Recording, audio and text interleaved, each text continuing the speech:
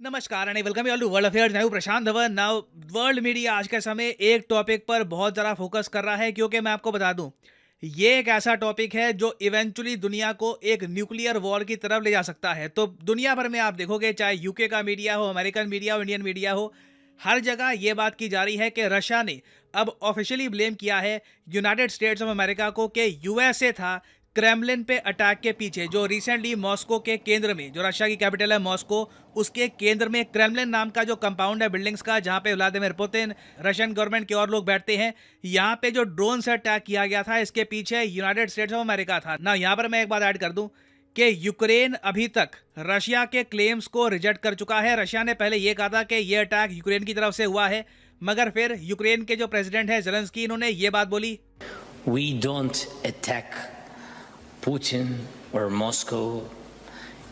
We fight on our territory. We are defending our villages and cities. We don't have, enough weapon for this. तो Zelensky ने English भाषा में यहाँ पर यह कहा कि हमने कोई भी अटैक नहीं किया था रशिया पर, हम लोग बस अपनी धरती पे लड़ते हैं। मगर एक अजीब बात देखिए, एक तरफ यूक्रेन कहता है कि हमने अटैक किया नहीं है रशिया पे, दूसरी तरफ ये लोग इस टाइप का स्टैम्प भी रिलीज करते हैं जहां पर क्रेमलिन पर आग लग रही है और एक ड्रोन ऊपर उड़ रहा है और नीचे यहाँ पर यूक्रेन का एक सिपाही है जो ये सब देख रहा है। अब काफ़ी अजीब सी स्टेटमेंट्स आ रही हैं यूक्रेन की तरफ से, मगर रशिया का अभी के लिए कंप्लीट फोकस हो चुका है यूएसए पर, और अब प्रोबेबिलिटी बहुत ज़्यादा हाई है कि रशिया यूक्रेन के अलावा यूएसए के अगेंस्ट भी एक्शन ले सकता है। ना ये एक्शन क्या होगा, ईरान के थ्रू होगा, सीरिया के थ्रू होगा, बट डेफिनेटली ये लोग कुछ एक्शन लेंगे। अभी के लिए वैसे मैं आपको बता दूं कि पुतिन बंकर में छुपे हैं, क्योंकि जहां पर पुतिन बैठते हैं उसी जगह पे अटैक हुआ है। आप समझ सकते हैं, थोड़ा बहुत डर इनको भी लग रहा होगा कि यूएस जान के पीछे पड़ा है, यूक्रेन जान के पीछे पड़ा है, तो बिल्कुल इनको बंकर में छुपा के रखा हुआ है। अब पर्सनली मुझे पता नहीं कि भारत में जब G20 समिट होगा तब पुतिन इंडिया में आएंगे या नहीं आएंगे, क्योंकि ऐसे असैसिनेशन के अटेम्प्ट्स अगर होते रहते हैं तो हो सकता है, इट इज़ अ पॉसिबिलिटी, कि पुतिन बिल्कुल अपने बंकर से बाहर ना निकले। तो डिस्कस करते हैं इन डेप्थ के यहाँ पर हुआ क्या है। बहुत कुछ यहाँ पे आपको जानने को मिलेगा, मगर आगे बढ़ने से पहले आपसे क्वेश्चन पूछूंगा। क्वेश्चन यहाँ पर यह है कि हाल ही में वॉशिंगटन डिक्लेरेशन, ये काफ़ी हद तक न्यूज़ में था। ये एक बायलैटरल एग्रीमेंट है जो यूएस ने साइन किया है किस कंट्री के साथ। इस टॉपिक पर मैं एक पूरी वीडियो बना चुका हूं।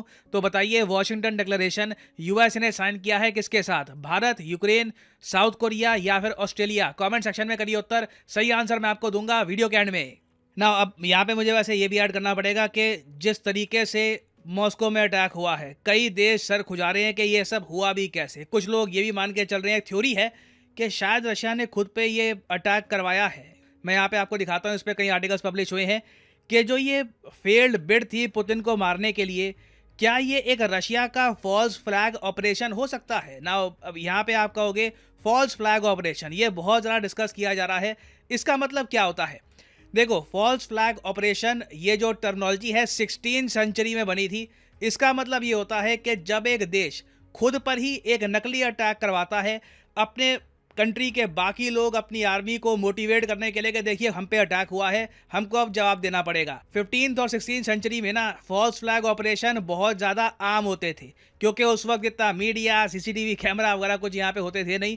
तो काफ़ी बार अगर मान लो कि एक एम्पायर है, उसको वॉर शुरू करनी है। अब देखो, अब प्रॉब्लम ये होती है कि जब पीस चल रहा हो तो उस वक्त अचानक से आप वॉर स्टार्ट कर दो ना, तो काफ़ी बार आपकी जनता भी कहती है कि काहे, क्या ज़रूरत थी, क्यों किया ये सब।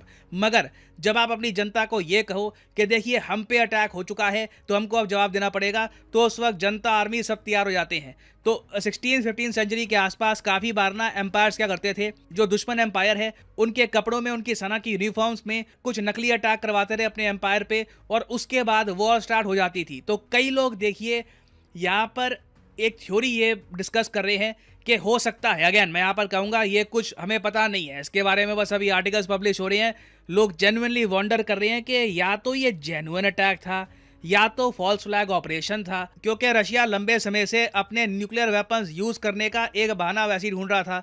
अभी रिसेंटली हमने देखा है कि रशिया ने फिर से न्यूक्लियर अटैक का थ्रेट दिया है। ये कहा है कि पुतिन पे अगर अटैक होता है, फिर से पुतिन को अगर हानि होती है तो रशिया न्यूक्लियर वॉर स्टार्ट कर देगा। और इस थ्योरी को देखिए, इतना बल इसलिए मिल रहा है, चाहे इंडिया हो, यूएस हो और जगह हो, ये फॉल्स फ्लैग ऑपरेशन वाली जो थ्योरी है इसको लोग इतना डिस्कस इसलिए कर रहे हैं क्योंकि इसका जो ऑल्टरनेटिव है, अगर आप मान लो इस थ्योरी को नहीं मानते कि ठीक है जी नहीं हुआ होगा फॉल्स फ्लैग ऑपरेशन, तो इसका मतलब सिंपली यहाँ पर यह है कि रशिया के मिसाइल डिफेंस सिस्टम यूजलेस हैं। क्योंकि यहाँ पे आप देख पाओगे बीबीसी का आर्टिकल कि जो क्रेमलिन का ड्रोन अटैक है ये बहुत ही एम्बेरसिंग है मॉस्को के लिए। क्योंकि कैसे एक ड्रोन इतना डीप चला गया इनकी कैपिटल में और फिर जहाँ पे प्रेसिडेंट बैठते हैं वहाँ पे अटैक हो गया। ऐसा तो हमारे साथ कहीं इंडिया के साथ किसी और, मतलब मुझे याद नहीं आ रहा कि कोई एक पावरफुल कंट्री है वहाँ पे जो प्रेसिडेंट बैठते हैं उस लोकेशन पे इस टाइप का अटैक हुआ हो। It is never heard of. तो दोनों तरफ देखिए रशिया की आलोचना हो रही है। अगर ये फॉल्स फ्लैग ऑपरेशन नहीं था तो रशिया को जेन्युइनली सोचना होगा कि ये लोग कर क्या रहे थे। अब यहाँ पे देखो, इसलिए रशिया ने अब ये भी बोलना स्टार्ट कर दिया है कि इस अटैक के पीछे ना सिर्फ यूक्रेन, यूएसए भी था। यूक्रेन तो खैर इनके हिसाब से एक प्यादा है, पॉन है। मेन जो ये अटैक करवाया है ये यूएसए ने करवाया है। यूएसए के पास टेक्नोलॉजीज़ हैं, यूएसए के पास ऐसी टेक्निक है कि रशिया के रडार को बाईपास करके ये मॉस्को तक पहुंच सकते हैं। तो अब देखो रशियन गवर्नमेंट पर प्रेशर ये बनेगा इनके खुद के लोगों का कि अगर आप ऑफिशियली कह रहे हैं कि यूएसए ने ये अटैक करवाया है तो रिटेलिएशन में कुछ करो। अब रिटेलिएशन में क्या होगा? देखो रशिया के पास बहुत सारी ऑप्शंस है, कोई बड़ी बात नहीं है कल को न्यूज़ आ जाए पैसिफिक ओशन में यूएसए की कोई वॉरशिप थी, इसको मिसाइल ने हिट कर दिया, वो डूब गई। ठीक है, रशिया कुछ बोले ना कि जी ये क्या अटैक हमसे हुआ है, कहाँ से हुआ है। अ lot of things can happen. मैं आपको ये बता दूं कि इस इंसिडेंट के बाद ना दुनिया एज पे है। एक इसके बाद एक धक्का चाहिए और सडनली एक लार्ज स्केल वॉर हो सकती है मेजर पावर्स के बीच में। और उसके अलावा देखिए अब एक पॉसिबिलिटी ये भी है कि सीधा जो वर्ल्ड लीडर्स हैं उनकी असैसिनेशन के अटेम्प्ट्स और ज़रा बढ़ जाए। मैं आपको एक बात बताता हूँ, आज से कई महीने पहले इजराइल के जो फॉर्मर प्राइम मिनिस्टर हैं नफ्ताली बेनेट, आपको याद होगा नफ्ताली बेनेट कुछ समय के लिए इजराइल के पीएम थे। आज के समय ये इजराइल के पीएम नहीं है, बेंजामिन नेतन्याहू इजराइल में लौट चुके हैं। इन्होंने ये कहा था कि जब ये प्राइम मिनिस्टर थे इजराइल के, इनकी फ़ोन पर बात हुई पुतिन से और पुतिन ने इनको आश्वासन दिया था कि मैं ज़ेलेंस्की को नहीं मारूंगा। नहीं तो पुतिन के पास ऑप्शंस थी कि जहां पर ज़ेलेंस्की बैठते हैं सीधा एक हाइपरसोनिक मिसाइल वहां पर मार दिया और सब कुछ ये ख़त्म कर सकते हैं। It can very easily happen. मगर इजराइल के पीएम ने कहा था कि ये एक अंडरस्टैंडिंग है, जेंटलमैन्स अंडरस्टैंडिंग है कि लीडर सीधा एक दूसरे पर आक्रमण नहीं करेंगे। बट सिंस अभी अंडरस्टैंडिंग टूट चुकी है, अब देखिए पॉसिबिलिटी है कि सीधा लीडर्स पर असैसिनेशन अटेम्प्ट्स बढ़ेंगे, चाहे वो ज़ेलेंस्की हो, चाहे वो इवन बाइडन हो। मुझे लगता नहीं है कि रशिया का जो एफएसबी है, जो इनकी सीक्रेट सर्विस है, जी हाँ, रशिया में कोई केजीबी अब नहीं बचा, केजीबी डिस्बैंड हो गया था बहुत टाइम पहले, आज के समय एफएसबी है। कोई बड़ी बात नहीं है कि ये लोग भी पुतिन पर या व्हाइट हाउस पर कुछ अटैक ट्राई करें। तो आने वाला टाइम देखिए वर्ल्ड पीस के लिए बहुत ज़्यादा टेस्टिंग होने वाला है। मैं उम्मीद यही करता हूँ कि इवेंचुअली सेंस प्रिवेल करे और यूक्रेन रशिया के बीच में सीज फायर हो। अभी के लिए जो वॉर है, जो कॉन्फ्लिक्ट है, ये तो रुक जाए। नहीं तो इसी तरीके से अगर सिचुएशन वर्स होती है तो things can go bad very fast. Now finally वापस आते हैं अपने क्वेश्चन पर कि वॉशिंगटन डिक्लेरेशन ये एक बायलैटरल एग्रीमेंट है जो यूएसए ने साइन किया है किस देश के साथ? तो सही उत्तर यहाँ पे है साउथ कोरिया।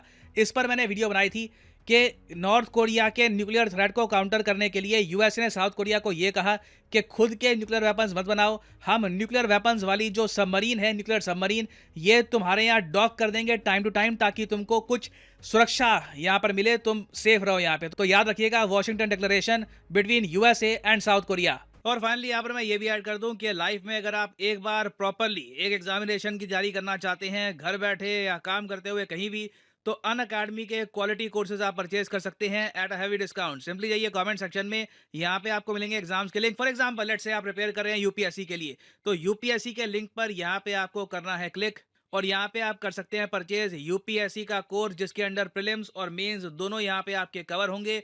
अगर आप चाहते हैं कि सिर्फ 3 महीने का कोर्स परचेज करना है या 6 महीने का फॉर द प्रीलिम्स, ये भी आप कर सकते हैं परचेज। मगर जो प्राइसेस यहाँ पर लिखे हैं ये कभी भी पे मत कर देना, सिंपली कोड यूज करो PD10 और अपने आप प्राइसेस गिरने स्टार्ट हो जाएंगे। You will be able to save a lot of money, so use the code PD10 and save money. So इसी नोट के साथ ये है वीडियो का अंत। Thank you for listening and as always God bless you all.